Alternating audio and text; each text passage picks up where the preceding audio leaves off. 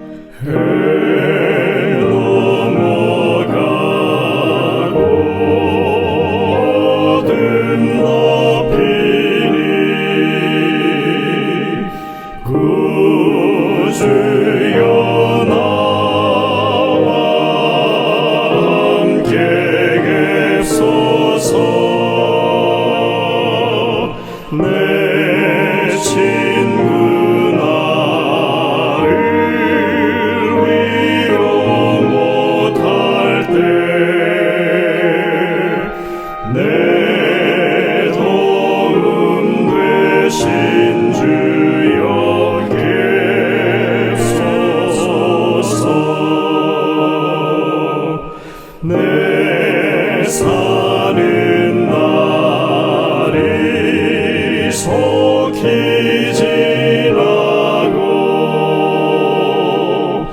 이 세상 영광 빨리 쇠하며 이 천지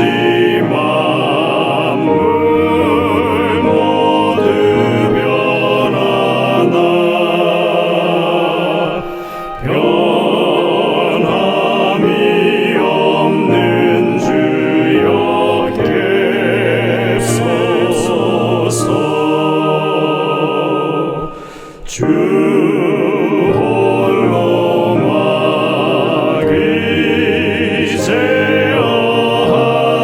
막이제어하시니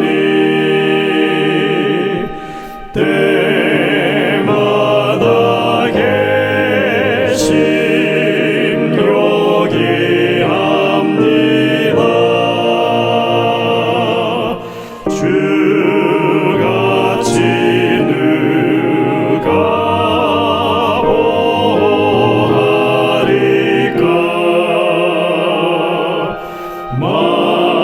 맑거나 흐린 때도 객소서.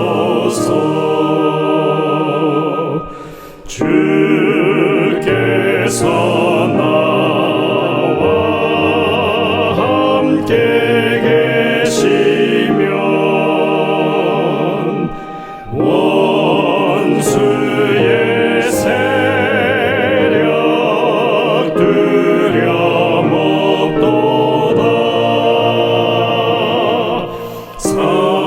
사망의 손이 어디 있느뇨. 내 승리 되신 주여 계소서.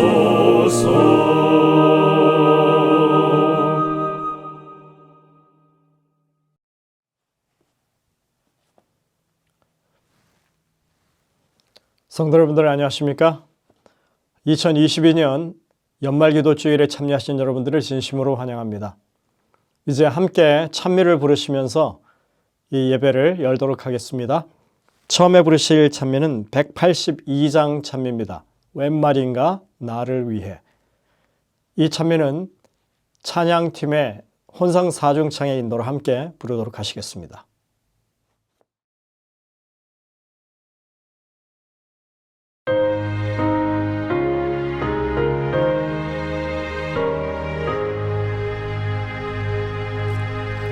웬 말인가 나를 위해 주 돌아가셨나. 벌레 같은 나를 위해 그 배 받으셨나.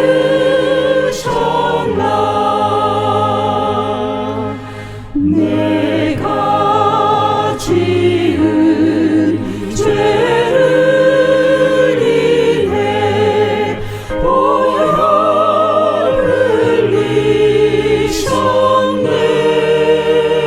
흘리셨네. 그 신금은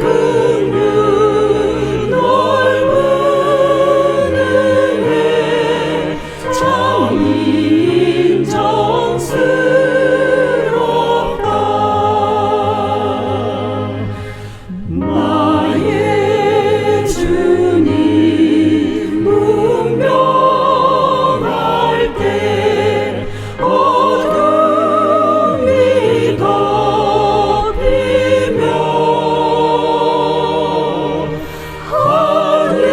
하늘과 땅 빛을 잃고 캄캄케 되었네. 슬픈 눈물 흘리어도 갚을 길이 없어. 이 몸 주께 바치오니 받으신 빕니다.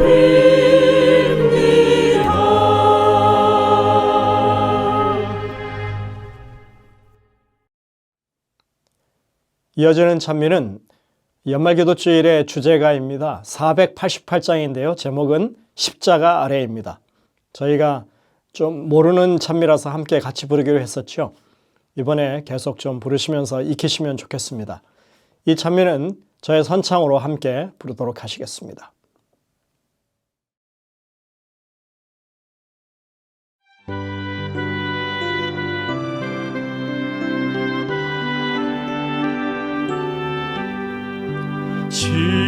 십자가 아래 내 한 몸 누이네. 격심한 폭풍이라 세상 만사 어려워도 십자가 밑에서 내 평화 이루네. 십자가 속에 내 사랑 넘치네. 어렵고 고된 세월 지진처럼 덮쳐오나 주의 품 따뜻해 내 생명 안전해. 십자가 높이 내 심령 빛나네.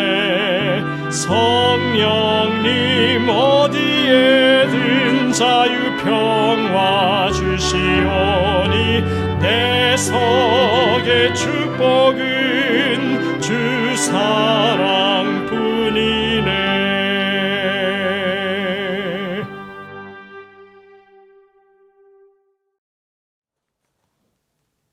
다음 찬미는 408장 찬미입니다. 나의 죄를 대신하여. 이 찬미도 찬양팀의 혼성사중창의 인도로 함께 부르도록 하시겠습니다. 찬미 후에는 강대봉 장로님의 기도가 있겠습니다.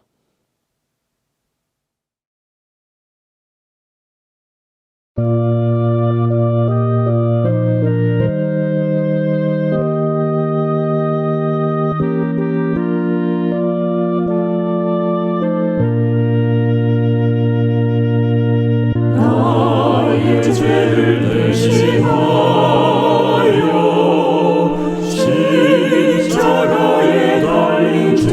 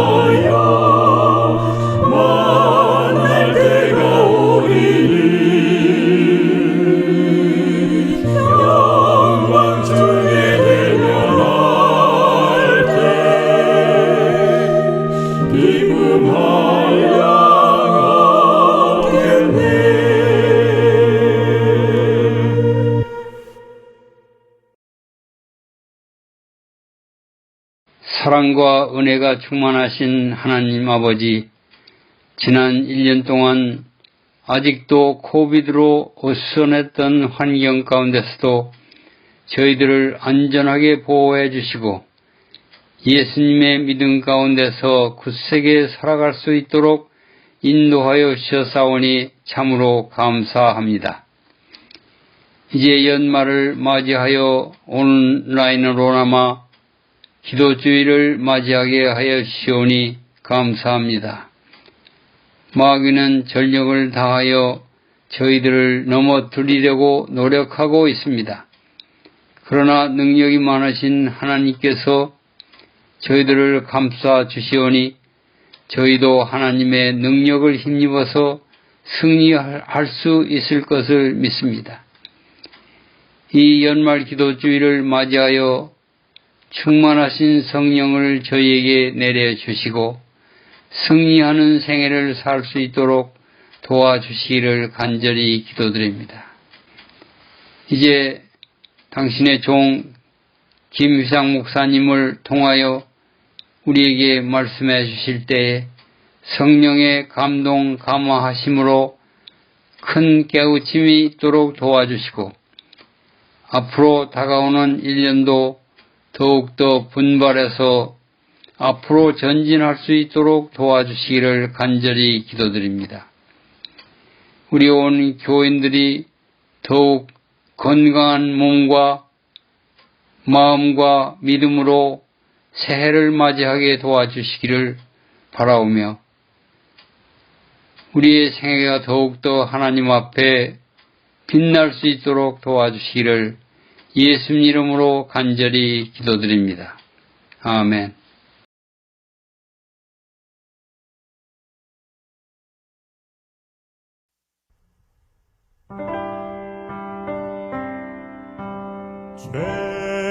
죄짐 맡은 우리 구주 어찌 좋은 친군지 걱정 크신 모든 것은 고한 사람 복 받네 찾을 때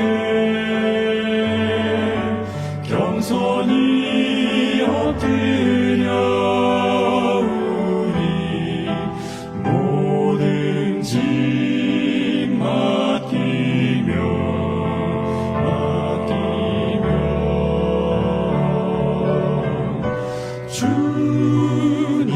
주님께서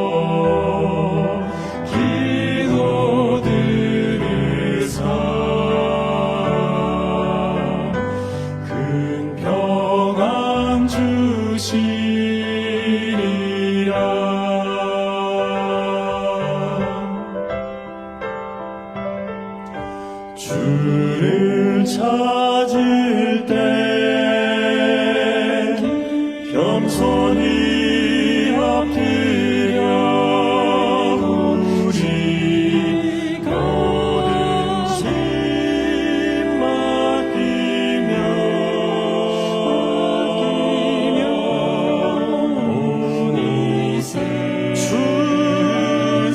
주님께서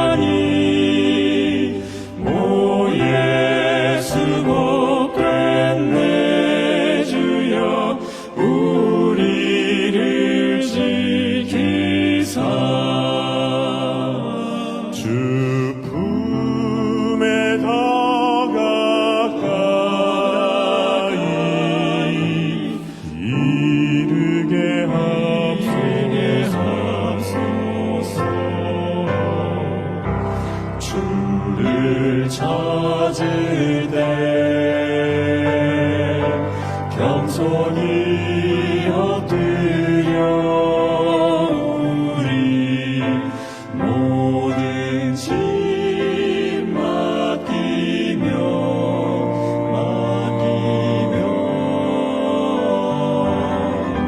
주님께서 내 기도 들으사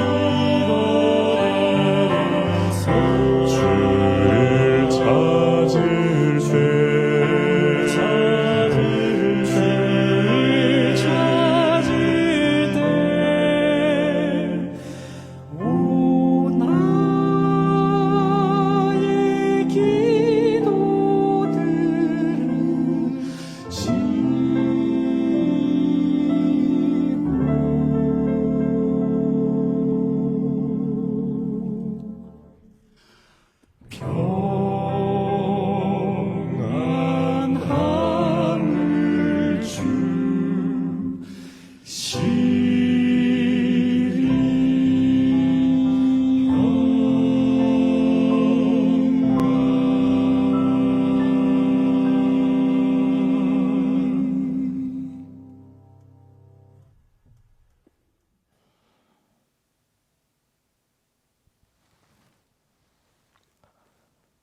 연말기도주일에 함께 하신 우리 성도님들을 환영합니다.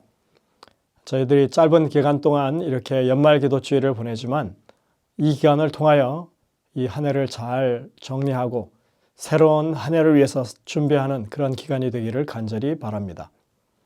이번에 저희는 잘 알고 있는 시편 51편의 말씀을 중심으로 하나님의 은혜를 나누고자 합니다. 이 시편 51편의 제목이 좀 깁니다. 다윗의 시, 영장으로 한 노래.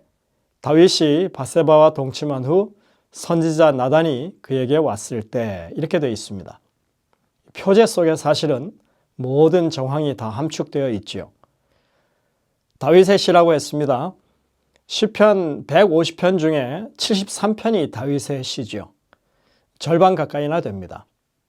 다윗은 정말 영적으로 감수성이 아주 뛰어났던 그런 사람이지요. 그랬던 그가 정말 어처구니 없게도 범죄를 저지르고 이러한 찬양을 준비할 수밖에 없었다고 하는 것입니다. 영장으로 한 노래라고 되어 있는데 이것은 요즘 친절하게 잘 번역되어 있습니다. 성가대 지휘자 또는 음악 감독을 따라 부르는 노래라고 이렇게 번역되어 있죠. 다시 말해서 이 노래는 공중 예배 때에 불려지도록 그렇게 만들어진 시라 하는 것입니다. 유대인들의 전통을 보면 주로 이 시편은 대속죄일 전야에 낭송했습니다. 이 연말 기도주의를 위한 말씀으로 가장 좋은 그런 말씀이라고 할 수 있겠습니다.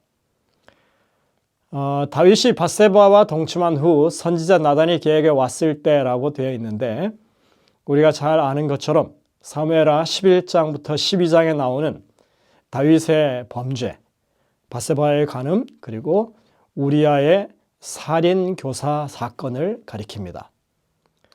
나라는 전쟁 중이었습니다. 예전 같으면 전사였던 다윗이 나갔겠지만 이번엔 나라가 안정되고 시스템이 잘 갖춰진 덕에 전쟁터에 나가지 않고도 왕궁에 한가롭게 머물 수 있었습니다. 그러던 중에 밧세바를 목격하고 불륜을 저지르게 되고 결국은 밧세바가 임신하게 되죠. 이 상황을 모면하기 위해서 남편인 우리아를 불러들이고 임신에 대한 알리바이를 만들려고 하다가 결국은 실패하고 우리아를 다시 전쟁터로 내보내면서 요압 장군에게 밀서를 보내죠. 가장 격렬한 전투에 내보내서 그렇게 죽이라고 하는 것입니다. 그러나 하나님께서 이 일을 그냥 두지 않으셨습니다. 선지자 나단을 보내서 이 사실을 분명하게 밝히시고 드러내십니다. 여기까지가 우리가 아는 이 스토리죠. 오늘날 이 사건이 발생했다고 생각해 보시면 아마도 대단한 센세이션을 불러일으켰을 만한 그런 사건입니다. 한 나라의 절대 권력자가 남의 아내를 빼앗는 것은 물론이고 그녀의 남편을 살인 교사까지 했다고 하면 아마도 자리를 보존하기 힘들 그런 사건이었던 것입니다. 이 시의 표제는 찬양대장의 지휘에 맞추어 부르는 노래라고 되어 있습니다. 다윗은 이 시를 모든 사람들이 부르는 찬송으로 그렇게 만든 것입니다. 다윗이 자신의 죄악을 모든 백성들에게 공표하고 노래로 지어서 부르게 했다고 하는 것이죠. 참 의아스럽습니다. 성경은 의인이라 할지라도 그들의 죄악을 숨기거나 은폐하지 않습니다. 그렇다고 그것을 미화하거나 또는 반대로 조롱거리로 만들지도 않습니다. 단지 연약한 인간의 죄됨을 그대로 보여주고 아울러서 다윗의 회심과 하나님의 구원의 현실을 드러내고자 하는 것입니다. 엘렌 화이트는 다윗이 이 시를 지은 그 동기에 대해서 이렇게 설명하고 있습니다. 이 이스라엘 왕은 성가로 그의 백성의 공중 회집에서 궁궐 앞에서 제사장들과 재판관들과 방백들과 무사들로 이 노래를 부르게 하여 먼 후 세대까지 자기의 타락에 대한 지식을 보존하도록 했다. 이스라엘 왕은 자기의 범죄와 회개와 하나님의 은혜를 통한 용서에 대한 자기의 희망을 자세히 말했다. 그는 자기의 죄악을 감추려고 노력하는 대신 다른 사람들이 그의 타락의 슬픈 역사로 교훈을 받을 수 있기를 갈망했다. 부조와 선지자 725쪽의 글입니다. 다윗에게 있어서는 죄악이 탄로나는 그 부끄러움보다 용서와 구원이 더 컸습니다. 다윗은 허물의 사함을 받고 자신의 죄가 가려지는 사람이 복이 있다고 말했죠. 죄는 숨길 수 없습니다. 죄의 진상은 드러나기 마련입니다. 우리 속담에도 죄 짓고는 못 산다고 하죠. 자기 죄를 숨기는 자는 형통하지 못하나 죄를 자복하고 버리는 자는 불쌍히 여김을 받으리라고 잠언에서도 말하고 있습니다. 여러분들, 하나님 앞에서는 더더구나 죄를 숨길 수가 없습니다. 우리가 숨기면 숨길수록 하나님과 더 불편해질 뿐입니다. 죄를 자복하면 용서받습니다. 용서와 구원의 경험을 통해서 마음의 평화와 기쁨을 찾을 수 있다는 것이 성경의 가르침입니다. 다윗이 했던 경험은 이제 하나님께 용서를 받았으니 떳떳하다 하는 그런 것이 아니라 씻을 수 없는 죄를 하나님께서 어떻게 그 크신 사랑과 긍휼로 구원했는지를 드러내려고 하는 것입니다. 오늘은 그 첫 번째 시간으로 처음 두 구절을 함께 살펴보려고 합니다. 1절과 2절입니다. 하나님이여 주의 인자를 따라 내게 은혜를 베푸시며 주의 많은 긍휼을 따라 내 죄악을 지워주소서. 나의 죄악을 맑게 씻으시며 나의 죄를 깨끗이 제하소서. 시편 51편 1절 2절. 이 1절을 히브리 어순을 따라서 읽으면 좀 느낌이 다릅니다.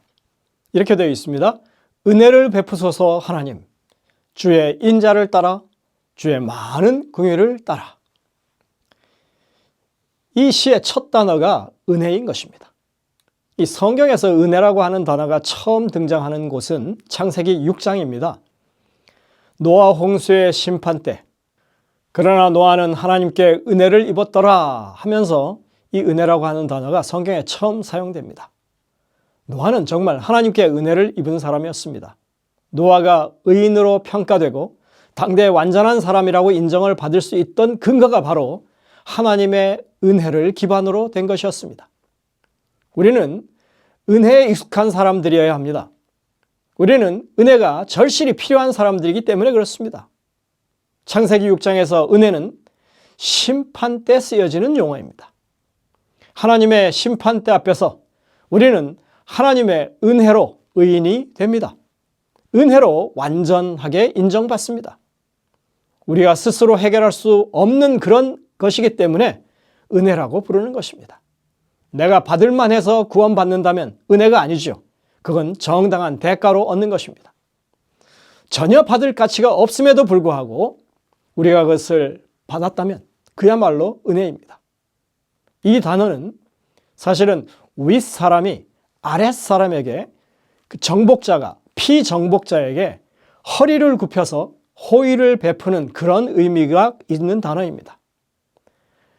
은혜가 가진 이런 이 아름다운 모습은 예수님이 이 땅에 오셔서 우리를 구원하시는 그 모습으로 설명될 수 있습니다.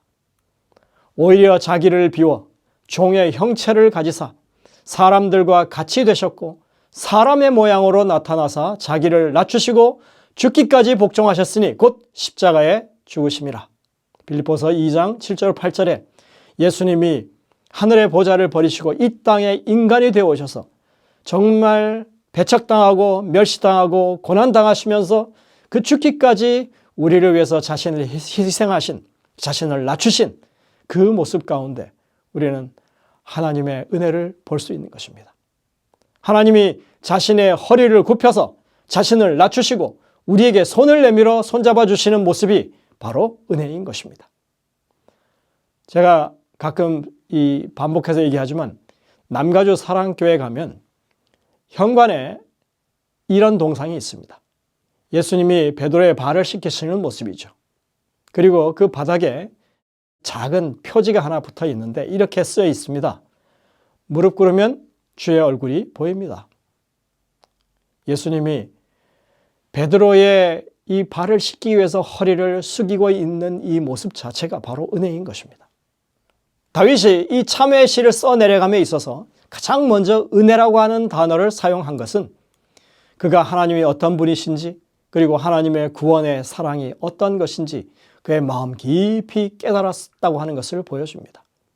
그는 자신이 저지른 형벌에 대한 처벌이 두려워서 무조건 은혜부터 강구하는 그런 것이 아닙니다. 그는 지금 하나님의 심정, 그 크신 은혜로 자신과 같은 죄인에게 구원을 베푸시는 주님을 알기 때문에 지금 은혜의 하나님을 간구하고 있는 것입니다. 그리고 다윗은 이어서 또 다른 두 단어를 사용하는데 그것이 바로 인자와 긍휼입니다. 이 두 단어는 하나님의 사랑을 강조하기 위해 종종 함께 사용되는 단어들입니다. 여호와여 주의 긍휼하심과 인자하심이 영원부터 있었사오니 주여 이것들을 기억하옵소서. 시편 25편 6절에 이렇게 말하고 여호와의 인자와 긍휼이 무궁하심으로 우리가 진멸되지 아니함이니이다. 이것들이 아침마다 새로우니 주의 성실하심이 크시도소이다. 예레미야가 3장 22절부터 23절에 있는 말씀입니다. 여기에 인자로 표현된 헤세드는 신약에서 아가페와 같은 단어로 쓰인 것입니다. 하나님의 크신 사랑을 총칭하는 말이죠. 특히 구약에서는 하나님의 언약적인 사랑, 변함없는 사랑을 표현하는 말입니다. 다음의 단어는 긍휼입니다. 이 단어는 라함이라고 하는 말을 번역한 것인데 이 어머니 자궁을 나타내는 말에서 왔습니다. 어머니가 자궁 안에 있는 아기에게 사랑을 드러내는 것처럼 하나님이 우리를 그렇게 사랑하신다라고 하는 것을 말하는 것입니다. 그러나 성경에서는 여인의 사랑과는 비할 바 없이 큰 하나님의 사랑을 말씀하고 있죠. 여인이 어찌 그 젖먹는 자식을 잊겠으며 자기 태에서 난 아들을 긍휼히 여기지 않겠느냐. 그들은 혹시 잊을지라도 나는 너를 잊지 아니할 것이라. 이사야 49장 15절입니다. 우리는 다윗이 지금 이 시를 시작하면서 하나님의 은혜와 하나님의 사랑과 긍휼을 먼저 언급하고 있는 것을 보고 있습니다. 사실 이 세 단어는 하나님의 이름에 드러나는 속성입니다. 우리가 아는 바대로 모세가 시내산 위에서 하나님을 친견했을 때 하나님은 자신을 이렇게 소개하고 드러내셨습니다. 여호와로라 여호와로라 자비롭고 은혜롭고 노하기를 더디하고 인자와 진실이 많은 하나님이라. 출애굽기 34장 6절입니다. 하나님께서 자신의 이름을 여호와라고 소개하실 때 하나님은 자신의 속성을 은혜와 인자와 자비로 소개하신 것입니다. 다윗은 이 사실을 잘 알고 이 시를 기록하면서 가장 먼저 하나님의 이름을 부르고 그분의 속성을 밝히고 있습니다. 사실은 다윗은 지금 여호와 하나님 하고 그 성호를 부르는 것입니다. 그렇게 하나님의 이름을 부르면서 하나님이 어떠한 하나님이신지를 자신이 그렇게 느끼고 그 이름을 부르고 있다고 하는 것입니다. 우리가 무릎 꿇어 기도드릴 때, 하나님 하고 부를 때 우리도 다윗처럼 그러한 인자와 자비와 은혜를 가지신 주님을 마음 가운데 느끼고 불러야 하는 것입니다. 우리가 어머니 혹은 아버지를 부를 때 우리의 마음 가운데 무언가 담겨 있는 것처럼 우리가 주님을 부를 때 그렇게 불러야 하는 것입니다. 다윗은 인간 부모와는 비교할 수 없는 큰 사랑을 가지신 하나님의 그 속 깊은 마음, 그 사랑을 마음속에서부터 깊이 느끼고 감동해서 이렇게 주님의 이름을 부르고 있다고 하는 사실입니다. 나는 여호와니 이는 내 이름이라. 저는 만군의 하나님 여호와시라. 여호와는 그의 기념 칭혼이라. 우리가 하나님의 이름을 부르는 것은 그냥 입으로 이름만 부르는 것이 아닙니다. 이것은 진심으로 하나님을 경외하고 사랑하는 마음으로 불러야 하는 것입니다. 창세기는 여호와의 이름을 부른다고 하는 것이 남다른 의미가 있다고 하는 것을 밝혀 보여줍니다. 셋도 아들을 낳고 그의 이름을 에노스라 하였으며 그때 사람들이 비로소 여호와의 이름을 불렀더라 했습니다. 이것은 여호와 하나님을 진실되게 예배하는 모습을 가리키는 표현입니다. 우리가 기도드리며 하늘에 계신 아버지 하나님 하고 부를 때 그것은 여호와의 이름을 부르는 것이고 진실된 마음을 다하여 하나님을 높이는 것이 되어야 한다는 것입니다. 마지막 시대를 향한 예언, 이 요엘 선지자의 예언에 보면 이렇게 말하고 있습니다. 누구든지 여호와의 이름을 부르는 자는 구원을 얻으리니 이는 여호와의 말대로 시온산과 예루살렘에서 피할 자가 있을 것이며 남은 자 중에서 여호와의 부름을 받을 자가 있을 것임이니라. 이 구절이 마지막 때의 늦은 비의 역사와 관련이 있는 구절이라는 것을 생각한다면 우리가 이 마지막 시대에 성령의 역사하심으로 여호와의 이름을 부른다고 하는 것이 어떤 의미인 것인지 여러분들 우리가 다시 한번 깊이 생각해 보아야 할 것입니다.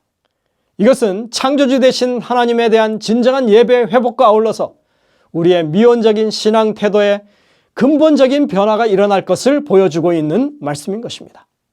그는 이제 더 나아가 그 살아계신 하나님 앞에 자신의 죄악을 용서해 주실 것을 간청하고 있습니다.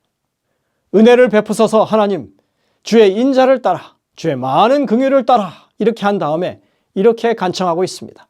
내 죄악을 지워주소서, 나의 죄악을 말갛게 씻기소서, 나의 죄를 깨끗이 제하소서.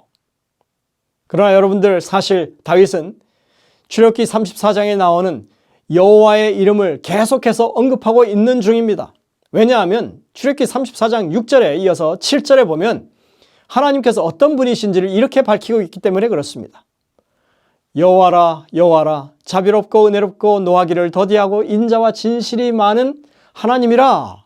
인자를 천대까지 베풀며 하신 다음에 악과 과실과 죄를 용서하시리라 되어 있습니다. 하나님은 자신을 계시하실 때 은혜와 자비와 긍휼의 하나님이실 뿐만 아니라 동시에 악과 과실과 죄를 용서하시는 하나님이시라고 하는 것을 밝히고 있습니다. 다윗이 바로 이러한 사실을 확실히 깨달았고 그것을 믿고 자신의 죄악을 용서해 주실 것을 간구하고 있는 것입니다. 다윗은 지금 시편 51편 1절 2절에서 출애굽기 34장 6절 7절에 하나님께서 밝히신 하나님의 이름을 부르고 있는 것입니다. 하나님의 은혜와 사랑과 긍휼은 곧 죄 용서를 의미하는 것입니다. 구약 성경에서 죄에 대해서 사용하는 모든 용어들이 여기 다 모여 있습니다. 죄와 관련된 세 단어가 다 여기 있는 것입니다. 한글 번역으로는 조금씩 달라가지고 혼선이 있기도 하지만 실제로 이 영문 번역을 보면 통일성 있게 그것이 번역되어 있습니다. 허물, 죄악, 죄로 표현된 이 세 단어들은 우리가 생각할 수 있는 모든 죄를 다 망라하는 단어들입니다. 그것이 의도적인 죄이든 자신의 본성 깊숙이 배어있는 그런 자기중심적인 죄이든 우리가 죄라고 할 수 있는 모든 죄를 포함하고 있는 단어인 것입니다. 우리 죄가 무엇이든지 간에 하나님은 용서하시는 분이라고 선포하고 계십니다. 그래서 다윗은 지금 하나님의 이름을 부르면서 주님이 그 이름의 속성대로 자신의 모든 죄를 용서해 주실 것이라고 하는 것을 밝히고 있는 것입니다. 여기에 죄를 용서한다고 하는 구체적인 표현들도 사용되고 있습니다. 도말하다, 맑게 씻기다, 깨끗이 하다. 이건 모두가 우리가 잘 이해할 수 있는 일상적인 표현들입니다. 도말하다는 이 돌이나 점토판에 새겨진 어떤 잘못된 글자를 긁어서 지운다는 뜻입니다. 고대 서기관들이 문서 작성에 있어서 흔히 경험하는 그런 일들이었습니다. 요한복음 8장에 보면 간음 현장에서 잡혀온 그 여인을 정죄하고 죽이려고 했던 이들의 죄악을 주님께서 땅에서 기록하시는 모습을 보게 되는데, 이 땅바닥이라고 하는 것이 바람이 불거나 사람들이 밟고 지나가거나 비가 내리면 그저 지워져 버리는 그런 것입니다. 그렇게 주님은 우리의 죄악을 거기에 기록하셨다. 또 맑게 씻긴다고 하는 것은 세탁하는 것을 의미합니다. 우리가 빨래할 때 어떻게 합니까? 밟기도 하고 때리기도 하죠. 옷감에 올올이 끼어있는 그 때를 없애듯이 우리의 삶 깊숙이, 우리의 내리 깊숙이 배어있는 자기중심적인 죄를 없애는 일을 주님이 하십니다.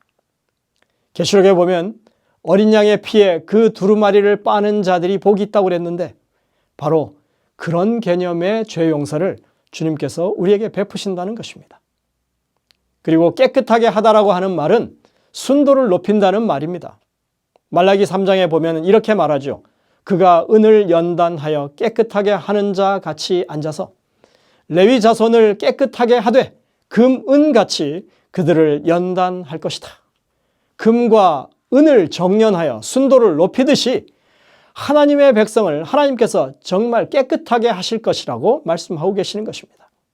우리 하나님은 우리의 죄를 지워주시는 분이십니다. 우리 하나님은 세탁하듯이 내 모든 죄의 요소를 빼주시는 분이십니다. 우리 하나님은 그렇게 나를 정련하셔서 금과 은처럼 빛나는 보물로 만드시는 분이십니다. 다윗은 하나님이 그런 하나님이심을 새롭게 그의 이 범죄를 통해서 경험하게 되었습니다. 과연 그렇게 하나님께서 자신의 죄를 용서하셨음을 그가 확신한 것입니다. 시편 51편은 그런 확신에 차서 부르는 노래인 것입니다. 출애굽기 34장에서 여호와라고 자신을 계시하시는 하나님과 시편 51편에서 하나님의 그 이름이 어떤 것인지, 그 속성이 어떤 것인지를 알고 그분의 이름을 부르는 이 다윗의 모습 가운데서 우리는 한 가지 매우 중요한 기별을 찾게 됩니다.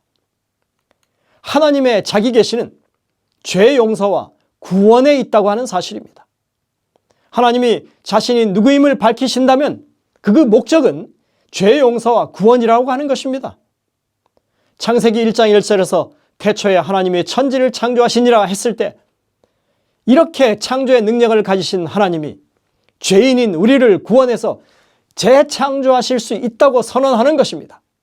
죄악 중에 자멸할 수밖에 없는 우리를 하나님은 그냥 버려두시지 않습니다.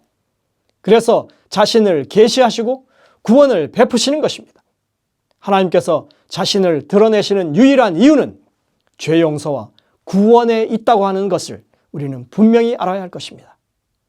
오늘도 하나님은 죄를 용서하시고 구원하시고 우리를 사랑하기 위해서 여전히 자신을 드러내시고 계십니다. 성경은 선언합니다. 의와 공의가 주의 보좌에 기초라. 인자함과 진실함이 주의 앞에 있나이다.